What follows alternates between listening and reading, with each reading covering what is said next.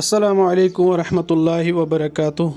کلامی شیخ العالم رحمۃ اللہ علیہ. سورُے چھُ پانے وٕچھکھ کیٛاہ پانس ذاتس لبہس نہٕ نِندٕر تہٕ کھٮ۪ن ییٚمۍ نہٕ دیان کوٚر اتھ گیانس أنِس چھُ ہیُوُے راتھ تہٕ دِن. تہٕ مانے اے انسانہٕ ژٕ کیٛازِ چھُکھ اللہ تعالیٰ ہس برونٛہہ کنہِ گُمڈٕ سان استاد گژھان؟